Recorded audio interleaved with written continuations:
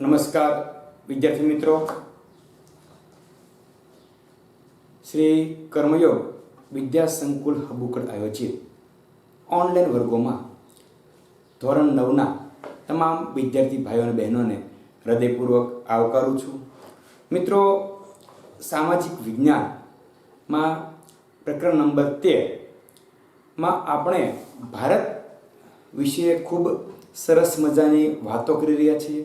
ભારતનું સ્થાન, ભારતનું કદ અને સાથે સાથે ભારતનો વિસ્તાર અને તેની સાથે જ ચારે ચાર દિશાઓમાં ભારતની સરહદે કઈ કઈ કુદરતી સીમાઓ જોડાયેલી છે એની આપણે વાત કરી. મિત્રો, આગળના લેક્ચરમાં આપણે કંઈક એવું જોયું હતું કે વિસ્તારની દ્રષ્ટિએ ભારતનો ક્રમ કેટલો આવે છે અથવા કેટલામો છે. આપ સર્વ મિત્રો જાણો છો કે વિસ્તારની દ્રષ્ટિએ ભારત સમગ્ર વિશ્વમાં 7મું સ્થાન ધરાવે છે. એટલે કે ભારત કરતાં માત્ર 6 દેશો વિશ્વમાં મોટા છે. ક્યાં ક્યાં મિત્રો? આપણે જ્યારે આ મુદ્દાની વાત કરી હતી ત્યારે એમ કીધેલું કે વિશ્વનો સૌથી મોટો દેશ કયો છે. વિસ્તારની દ્રષ્ટિએ વિશ્વનો સૌથી મોટો દેશ કયો છે? તો મિત્રો રશિયા. કે વિશ્વમાં વિસ્તારની દ્રષ્ટિએ સૌથી મોટો દેશ રશિયા છે. રશિયા પછી કેનેડા, બીજા નંબરે આવે છે કેનેડા. ત્યાર પછી યુએસ, ચીન, બ્રાઝિલ, ઓસ્ટ્રેલિયા અને ભારત. આ માહિતી મેળવ્યા પછી મિત્રો આપણે ભારતની ચારે ચાર દિશાઓમાં જે અલગ અલગ કુદરતી સીમાઓ આવેલી છે એની વાત કરી હતી કે ભારતમાં ઉત્તરે ભારતની એકમાત્ર ઉત્તર દિશા જ એવી છે કે જે જમીનથી જોડાયેલી છે. અને આપ સર્વ મિત્રો એ પણ જાણો છો કે ઉત્તરમાં હિમાલયની પર્વત શ્રેણીઓ આવેલી છે. હિમાલયની એક કે બે નહીં પણ સેંકડો કિલોમીટર લાંબી પર્વત શ્રેણીઓ આવેલી છે. ઉત્તરની વાત થઈ ગઈ એટલે સાથે સાથે દક્ષિણની મિત્રો વાત કરવી પડે. દક્ષિણ એટલે જો આમ યાદ રાખીએ આપણે, જો યાદ ન રહેતું હોય, ઉત્તર એટલે નકશામાં ઉપરનો ભાગ, દક્ષિણ એટલે નીચેનો ભાગ. કારણ કે આ મુદ્દો થોડો ડિફિકલ્ટ હોય એવું આપણને અવારનવાર થઈ જતું હોય છે. ઉત્તરમાં માત્ર એક જ જગ્યાએ જમીન સીમા આવેલી છે અને ક્યાં રૂપે આવેલી છે? તો કે હિમાલયની પર્વત શ્રેણીઓ, હિમાલય જે છે એની પર્વત શ્રેણીઓ રીતે ત્યાં સીમા આવેલી છે. દક્ષિણમાં વાત કરીએ તો દક્ષિણમાં પાણી છે. આમ વિચારીએ ને આપણે તો ઉત્તર સિવાય ભારતની બાકીની 3 દિશાઓ પૂર્વ, પશ્ચિમ અને દક્ષિણ, આ ત્રણેય દિશામાં પાણી આવેલું છે. પણ માત્ર પાણી અથવા સમુદ્ર કહી દઈએ તો નહીં ચાલે, નામ પણ આપવા પડશે કે દક્ષિણમાં તો કે હિન્દ મહાસાગર. કયો સાગર? તો કે હિન્દ મહાસાગર એ તો કે દક્ષિણમાં આવેલો છે.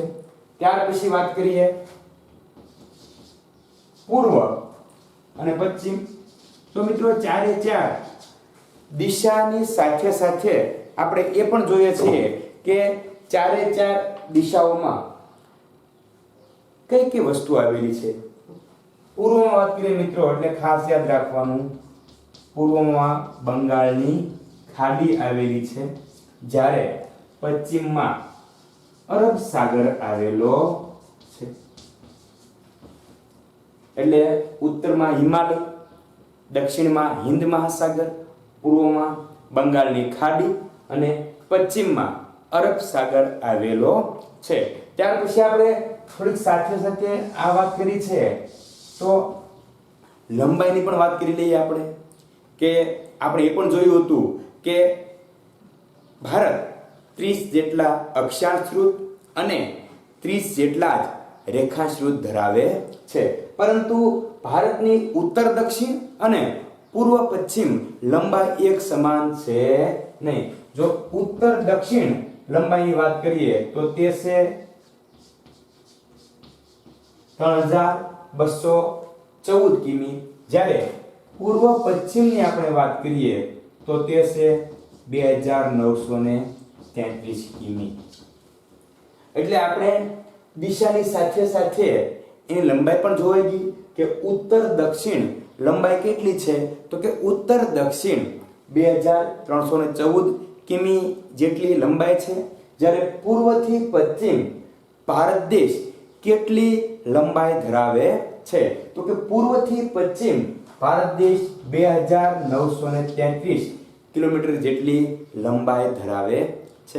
ભારતના ક્ષેત્રફળની પણ આપણે વાત કરી હતી કે ભારતનું કુલ ક્ષેત્રફળ 32.80 લાખ ચોરસ કિલોમીટર છે.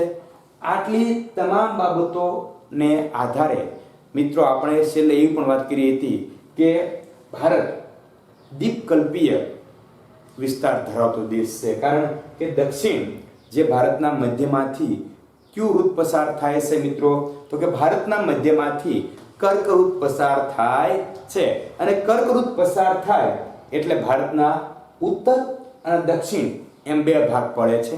દક્ષિણ ભારતમાં ત્રણેય બાજુએ પાણી છે, અને એટલા માટે દક્ષિણ ભારત દ્વીપકલ્પીય ઉચ્ચ પ્રદેશ ધરાવે છે. સાથે સાથે દક્ષિણ ભારતનો આકાર કેવો છે, તો કે દક્ષિણ ભારતનો આકાર ત્રિકોણ જેવો આકાર ધરાવે છે. અને મિત્રો આપણે એ પણ જોયું હતું કે દ્વીપકલ્પીય હોવાથી, ભારતની ત્રણ બાજુએ પાણી હોવાથી એનું સમુદ્ર માર્ગોનું ખૂબ મહત્વ છે, પરંતુ સાથે સાથે જમીન માર્ગનું પણ ખૂબ મહત્વ આંકવામાં આવેલું છે. અહીંયા સુધી મિત્રો આપણે વાત કરી હતી. હવે તો કે ભારતનું સ્થાન વિશ્વમાં અને ખાસ કરીને સમુદ્ર માર્ગમાં કેવું છે, આજના લેક્ચરમાં એટલે કે લેક્ચર નંબર 3 માં આપણે એ જ બાબત જોવાની છે કે ભારતનું અને ખાસ કરીને ભારતના સમુદ્ર માર્ગોનું વિશ્વમાં કેવું મહત્વ છે. આપણે જોયું હતું કે ભારત ઉત્તર ગોળાર્ધમાં આવેલું છે. એની સાથે સાથે મિત્રો એવું પણ કહી શકાય, કારણ કે અક્ષાંશ ઋત, વિષુવવૃત્ત એ ભારતના બે ભાગ અથવા પૃથ્વીના બે ભાગ પડે, ઉત્તર ગોળાર્ધ અને દક્ષિણ ગોળાર્ધ. સાથે સાથે જે રેખાંશવૃત્ત છે એ પણ પૃથ્વીના બે ભાગ પાડે છે, પૂર્વ ગોળાર્ધ અને પશ્ચિમ ગોળાર્ધ. આપણે મિત્રો બે બાબત યાદ રાખવી પડશે. ભારતનું સ્થાન જોતા હોઈએ ત્યારે ભારત ઉત્તર ગોળાર્ધમાં છે જ તે, પરંતુ સાથે સાથે ભારત પૂર્વ ગોળાર્ધમાં પણ આવેલું છે. રેખાંશવૃત્તની રીતે વાત કરીએ તો ભારત પૂર્વ ગોળાર્ધમાં છે. અક્ષાંશ વૃત્તની રીતે વાત કરીએ તો ભારત છે એ ઉત્તર ગોળાર્ધમાં આવેલું છે. હવે મિત્રો જો અહીંયા કે ભારત પૂર્વ ગોળાર્ધમાં મોકાનું સ્થાન, મોકો એટલે ખૂબ મહત્વનું. આપણે કોન્સ્ટન્ટિનોપલ, ઇસ્તંબુલને યાદ કરો, એ શું હતું, તો કે મોકાનું સ્થાન હતું. મોકાનું સ્થળ હતું કોની કોની વચ્ચે, તો કે યુરોપ અને ભારત વચ્ચેનો જે જમીન માર્ગ અને જળમાર્ગ આ બંને ચાલતા હતા. એમાં સૌથી મહત્વનું સ્થળ કોન્સ્ટન્ટિનોપલ એટલે કે ઇસ્તંબુલ હતું.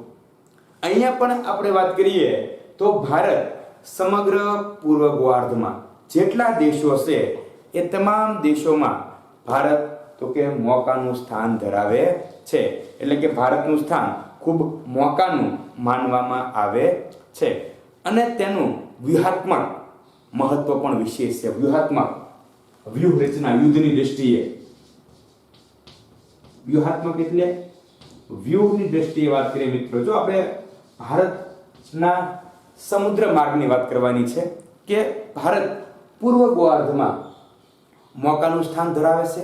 સાથે સાથે મિત્રો એવું પણ કહી શકાય કે ભારત વ્યૂહાત્મક પણ સ્થાન ધરાવે છે, જેમાં પ્રાચીન કાળમાં પરસ્પર, કારણ કે આમ યાદ કરો તમે, અહીં એટલા માટે આપણે વ્યૂહાત્મક અથવા મહત્વનું સ્થાન કહીએ છીએ કે જ્યારે યુરોપથી ભારત આવવાનો જળમાર્ગ શોધવામાં આવ્યો ત્યારે તે તો કે દક્ષિણમાં જે હિન્દ મહાસાગર છે ત્યાં કાલિકટ બંદરે વાસ્કો દ ગામા આપણે પ્રથમ પ્રકરણમાં જ વાત કરી હતી કે કાલિકટ બંદરે વાસ્કો દ ગામા ઉતર્યો હતો.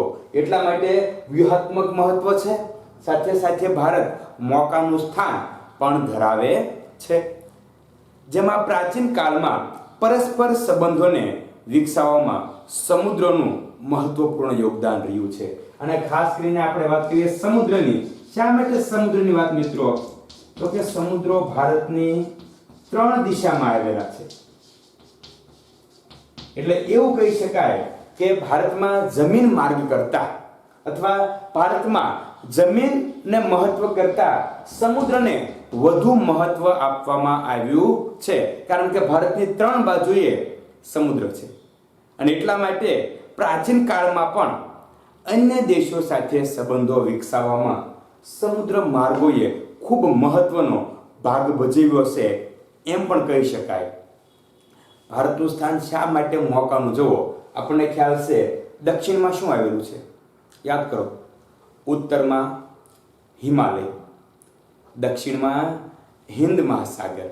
હું એટલા માટે યાદ કરાવું છું કે આની પછીની જે બાબત છે તે હિન્દ મહાસાગર સાથે સંકળાયેલી છે. જો તમે કે હિન્દ મહાસાગરના શીર્ષસ્થ સ્થાને ભારત આવેલો છે.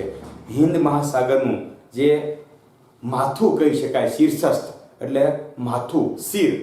અને જો એના શિરની વાત કરીએ તો મિત્રો કહેવું પડે કે હિન્દ મહાસાગરના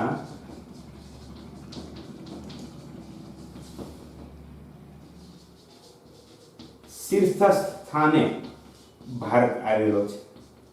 મોકાનું સ્થાન એટલા માટે પણ છે કે હિન્દ મહાસાગરનું જે મહત્વનું, હિન્દ મહાસાગરનું જે માથું કહી શકાય, આપણે કહેવાય ભાઈ કે માથું હંમેશા શરીરનો મહત્વનો ભાગ છે, એમ હિન્દ મહાસાગરની સાથે આપણે સરખામણી કરીએ તો હિન્દ મહાસાગરમાં જે માથારૂપી છે ભારત, અને એટલા માટે એનું સ્થાન મહત્વનું રહ્યું છે. શા માટે? જો તો કે પ્રાચીન કાળથી ભારત કયા કયા દેશો સાથે અથવા કયા કયા ખંડો સાથે પોતાના સંબંધ ધરાવે છે? તો કે પ્રાચીન કાળથી પૂર્વ આફ્રિકા,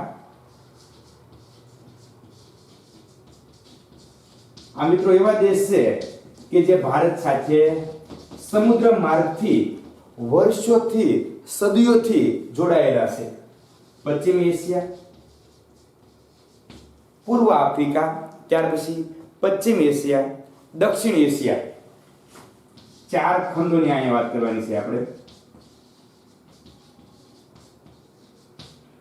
કે ભાઈ પૂર્વ આફ્રિકા, પશ્ચિમ એશિયા, દક્ષિણ આફ્રિકા અને દક્ષિણ પૂર્વ એશિયા. દક્ષિણ પૂર્વ એશિયા, આ તમામ ખંડો અથવા તમામ એવા દેશો છે જે મિત્રો તો કે સમુદ્ર માર્ગો દ્વારા ભારતનો સંબંધ પ્રાચીન કાળથી રહ્યો છે. આ તમામ આપણે 4 આમ તો ખંડની વાત પણ કહેવાય, કારણ કે પૂર્વ આફ્રિકામાં દેશો સાથે, પશ્ચિમ એશિયાના દેશો સાથે, દક્ષિણ એશિયામાં જેટલા દેશો આવ્યા છે એ દેશો સાથે, અને દક્ષિણ પૂર્વે એશિયા સાથે ભારતના જે સંબંધો છે તે અતિ પ્રાચીન કાળથી રહ્યા તેવું માનવામાં આવે છે. અને આ 4 એવી બાબત છે કે ભારત સાથે આજ કે કાળ નહીં પરંતુ પ્રાચીન કાળથી જોડાયેલા છે. કયા કયા ખંડો મિત્રો યાદ રાખજો કે ભારત સાથે કયા ખંડો પ્રાચીન કાળથી સમુદ્ર માર્ગે જોડાયેલા છે? 4 સમુદ્રની અથવા 4 ખંડોની આપણે વાત કરવાની છે. સૌથી પહેલા પૂર્વ આફ્રિકા, પશ્ચિમ એશિયા, દક્ષિણ એશિયા અને દક્ષિણ પૂર્વ એશિયા. આ એવા ખંડો છે, અને યુરોપમાં પણ આપણે જઈ ચૂક્યા છે અને યુરોપના લોકો પણ અહીંયા આવી ચૂક્યા છે. પણ અહીંયા વાત કરીએ તો આ તમામ સાથે ભારતના સંબંધો ઘનિષ્ઠ રહ્યા છે. પરિણામે ભારત તે આ દેશોની સાથે ઘનિષ્ઠ સાંસ્કૃતિક અને વ્યાપારિક સંબંધો પોતાના વિશિષ્ટ સ્થાનને કારણે વિકસાવ્યા છે અને આ તમામ દેશો સાથે ભારતના સંબંધો વિકાસ પામ્યા એની પાછળનું કારણ કયું છે? તો કે એની પાછળનું કારણ છે ભારતનું સ્થાન. અને કેવું સ્થાન છે? તો કે મોકાનું કહી શકાય, મોકાનું, વ્યૂહાત્મક અને સાથે સાથે હિન્દ મહાસાગરના શીર્ષસ્થ સ્થાને આવેલો દેશ છે. અને આ તમામ દેશો સાથે ભારતે ખૂબ સારા સાંસ્કૃતિક અને વ્યાપારિક સંબંધો નિભાવ્યા છે, વ્યાપારિક સંબંધો વિકસાવ્યા છે. તેની પાછળનું કારણ છે ભારતનું સ્થાન. પૂર્વ ગોળાર્ધમાં કયો કે ઉત્તર ગોળાર્ધમાં કયો કે એશિયા ખંડની દક્ષિણ દિશાએ કયો, જે ભારત નામનો દેશ આવેલો છે એનું ખૂબ મહત્વનું સ્થાન છે. અને એવું કહેવાય છે મિત્રો કે હિન્દ મહાસાગર આવું નામ કેમ પડ્યું છે? આપણે જાણીએ છીએ વિશ્વમાં 4 મહાસાગર છે. નાના નાના અખાતો કે સમુદ્ર ધુનીની આપણે વાત કરતા નથી, પણ વિશ્વમાં 4 મહાસાગર આવેલા છે, જેની આગળ જ મહા લાગી જાય છે. જો તમે તો કે હિન્દ મહાસાગરમાં કોઈ પણ દેશની તટીય સીમા ભારત જેવી નથી. તટીય એટલે કિનારાની. કે હિન્દ મહાસાગર જે ખૂબ વિશાળ ફેલાયેલો મહાસાગર છે અને ઘણા ખરા દેશોને તે સીમા રૂપે સ્પર્શે છે, અથવા ઘણા બધા દેશોની સીમા હિન્દ મહાસાગર છે.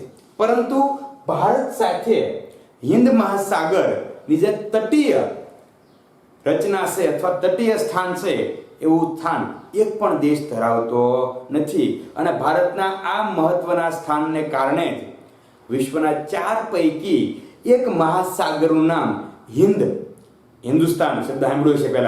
પહેલા ભારત કરતા હિન્દ રાજ્ય કહેવાતું હતું અથવા હિન્દ કહેવાતું હતું, અને ત્યાર પછી હિન્દુસ્તાન, ભારત, ઇન્ડિયા, આ રીતે ક્રમશઃ આપણા દેશના નામ બદલતા રહ્યા. પરંતુ ભારતના વિશિષ્ટ સ્થાનને કારણે વિશ્વના 4 પૈકી એક મહાસાગરનું નામ હિન્દ મહાસાગર એવું રાખવામાં આવ્યું છે. અને એ દેશ એટલે ભારત. ભારત, હિન્દુસ્તાન અને એના નામ પરથી આ સાગરનું નામ હિન્દ મહાસાગર એવું રાખવામાં આવ્યું છે. તો મિત્રો આપણે જે વાત કરી એ કઈ વાત કરી? તો કે એ વાત કરી સમુદ્ર માર્ગે ભારતનું મહત્વ, અથવા સમુદ્ર માર્ગે ભારત કેવું મહત્વ ધરાવે છે. તો કે સમુદ્ર માર્ગે મોકાનું સ્થાન ધરાવે છે, સાથે સાથે વ્યૂહાત્મક પણ સ્થાન ધરાવે છે. અને જેમાં પ્રાચીન કાળથી સમુદ્ર માર્ગો દ્વારા સંબંધો વિકાસ પામ્યા છે. ત્યાર પછી મિત્રો આપણે વાત કરવાની છે હિન્દ મહાસાગરના શીર્ષ સ્થાને કોણ રહેલું છે? તો કે હિન્દ મહાસાગરના શીર્ષ સ્થાને ભારત દેશ રહેલો છે. અને ભારત કયા દેશો સાથે અથવા કયા પ્રદેશો, કયા વિસ્તાર સાથે પ્રાચીન કાળથી સંબંધ ધરાવે છે?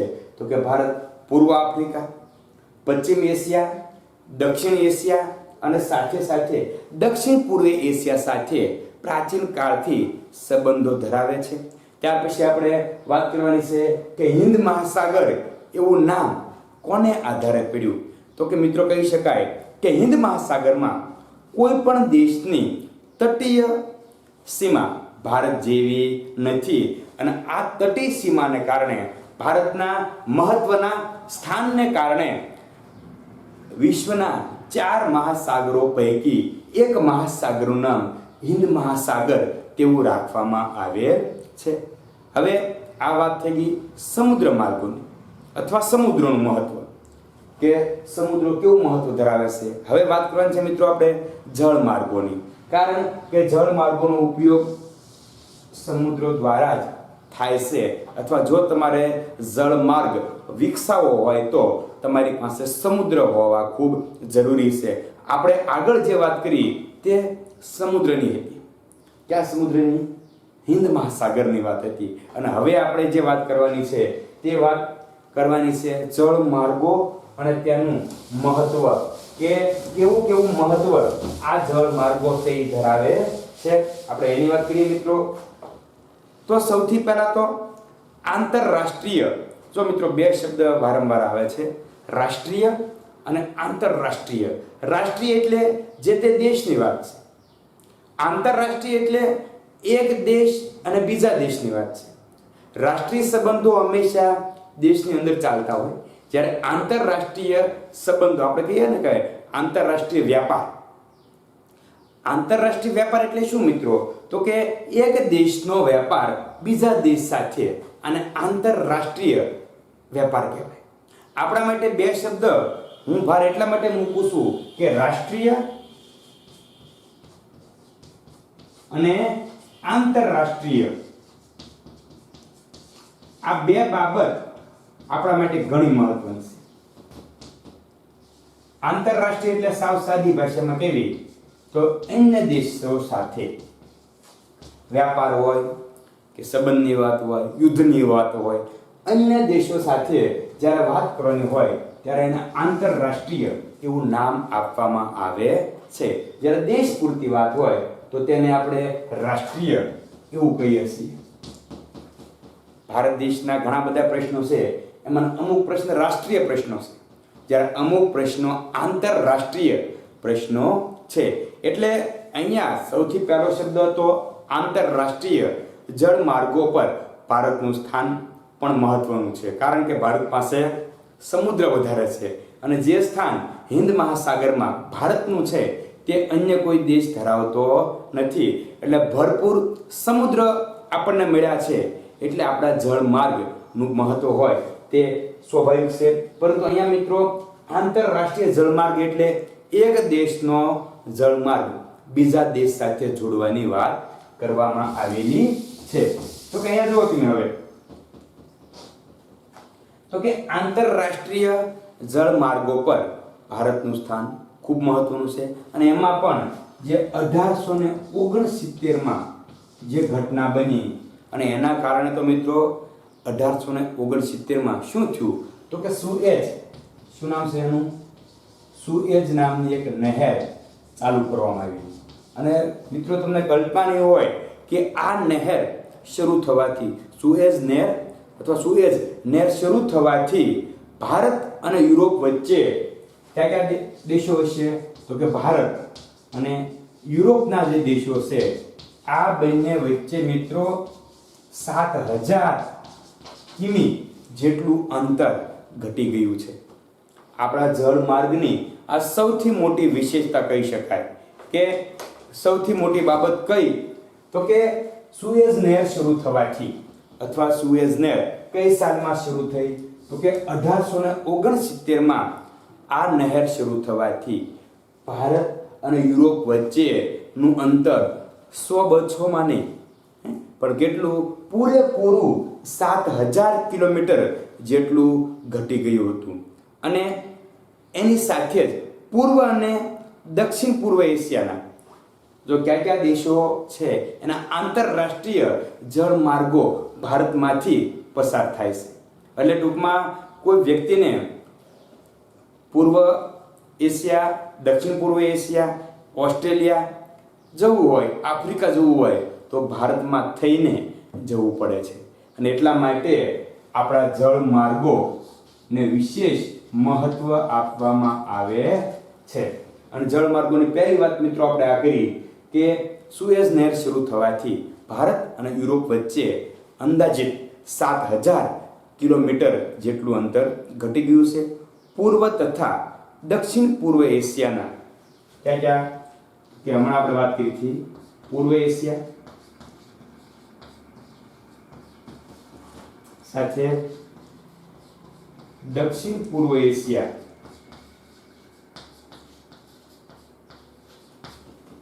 પૂર્વ એશિયા, દક્ષિણ પૂર્વ એશિયા, ઓસ્ટ્રેલિયા, આ 3 દેશની વાત છે.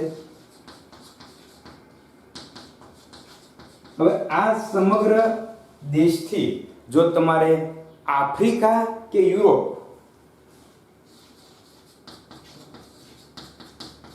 આફ્રિકા કે યુરોપ જવું હોય, અથવા એને સાંકળતા માર્ગો હિન્દ મહાસાગર માં થઈને પસાર થાય છે. ટૂંકમાં આ 3 ખંડની વાત છે અહીંયા. પૂર્વ એશિયા, દક્ષિણ પૂર્વ એશિયા અને ઓસ્ટ્રેલિયા થી તમારે આફ્રિકા કે યુરોપ જો જળ માર્ગે જવું હોય તો તે જળ માર્ગ ક્યાંથી પસાર થાય છે? તો તે જળમાર્ગ આપણા હિન્દ મહાસાગરમાંથી પસાર થાય છે. દક્ષિણ આફ્રિકા થઈને આવતો જળમાર્ગ અને સુએજ જળમાર્ગે ભારત પાસેથી પસાર થાય છે. હવે સાથે સાથે મિત્રો આપણે એવું પણ કહી શકાય કે માત્ર આ જ નહીં પણ બીજી વસ્તુ પણ આ તો આપણા હિન્દ મહાસાગરમાંથી પસાર થાય છે અહીંથી કે પૂર્વ એશિયા, દક્ષિણ પૂર્વ એશિયા અને ઓસ્ટ્રેલિયા જવાના જળમાર્ગ અથવા ઓસ્ટ્રેલિયાથી જો આફ્રિકા કે યુરોપ જવું હોય તો આપણે હિન્દ મહાસાગરમાંથી પસાર થવું પડે છે. પરંતુ સાથે સાથે દક્ષિણ આફ્રિકા થઈને આવતો જળમાર્ગ ક્યાંથી? દક્ષિણ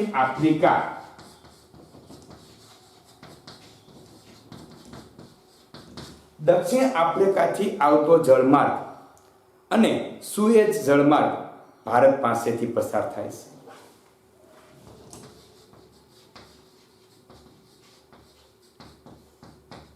આ બંને સુએજ માર્ગ કે દક્ષિણ આફ્રિકા જળમાર્ગ ક્યાંથી પસાર થાય છે? તો કે ભારતમાં થઈને પસાર થાય છે. એ જ માર્ગ દ્વારા ઇન્ડોનેશિયાની મલ્લાકા સમુદ્ર ધુની થઈને પેસિફિક મહાસાગરમાં થઈને કેનેડા તથા યુએસ પહોંચી શકાય છે. ટૂંકમાં મિત્રો જો વિશ્વના કોઈ પણ ખંડમાં જવું હોય જળ માર્ગે તો એના માટે હિન્દ મહાસાગરમાં આવવું ખૂબ મહત્વનું છે અથવા હિન્દ મહાસાગરમાં થઈને જ જવું પડતું હોવાથી આપણે એવું કહી શકાય કે હિન્દ મહાસાગરના શીર્ષસ્થ સ્થાને આવેલો ભારત જળમાર્ગ રીતે ખૂબ મહત્વનું સ્થાન ધરાવે છે. કારણ કે આપણે જોઈ શકીએ છીએ કે પૂર્વ એશિયા, દક્ષિણ પૂર્વ એશિયા, ઓસ્ટ્રેલિયાથી તમારે આફ્રિકા કે યુરોપ જવું હોય તો હિન્દ મહાસાગરમાં થઈને જવું પડે છે. દક્ષિણ આફ્રિકાનો જળમાર્ગ અને સુએજ જે નહેર છે એનો જળમાર્ગ પણ ભારત પાસેથી જ પસાર થાય છે અને આ જ માર્ગે આગળ ઇન્ડોનેશિયાની જે સામુદ્રધુની છે મલ્લાકા અને એમાં થઈને પેસિફિકમાં થઈને આપણે કેનેડા તથા યુએસ પહોંચી શકાય છે. તમારે યુએસ જવું હોય આ કોઈ પણ દેશમાંથી કે કેનેડા જવું હોય વિશ્વનો બીજા નંબરનો મોટો દેશ ત્યાં જવું હોય તો ત્યાં પણ આપણે આ હિન્દ મહાસાગરમાં થઈને જ જવું પડે છે. તો મિત્રો આજના લેક્ચરમાં આપણે આમ જોઈએ તો સમુદ્ર અને સમુદ્ર સાથે સાથે જળ માર્ગોની મહત્વની વાત કરી અને એમાં પણ હિન્દ મહાસાગરનું જે વિશિષ્ટ અને મહત્વનું સ્થાન છે એના વિશે વાત કરી, સુએજ નહેર વિશે વાત કરી અને ભારતના જે સમુદ્રો છે તે કયા કયા દેશો સાથે પ્રાચીન કાળથી વ્યાપારી અને સાંસ્કૃતિક સંબંધો ધરાવે છે એની વાત કરી. મિત્રો આશા રાખીએ કે તમામ વિદ્યાર્થી ભાઈઓ બહેનોને આજનો આપણો જે ટોપિક છે કે ભારતના સમુદ્રનું મહત્વ અને ભારતના જળ માર્ગોનું મહત્વ તમામ વિદ્યાર્થીઓને ખૂબ સારી રીતે સમજાઈ ગયું હશે. મિત્રો આશા રાખીએ કે દરેક વિદ્યાર્થી ભાઈ અને બહેન ઘેર રહીને જ સુરક્ષિત રહીને સલામત રહીને જ ઉત્તમમાં ઉત્તમ શિક્ષણ પ્રાપ્ત કરે, ઓનલાઈન વર્ગોનો વધારેમાં વધારે ઉપયોગ કરે અને પોતાના જીવનમાં અતિ મહત્ત્વના એવા શિક્ષણની પ્રાપ્તિ કરે એવી વિનંતી સાથે અને એવી આશા સાથે આજના લેક્ચરને પૂર્ણ કરું છું. અસ્તુ.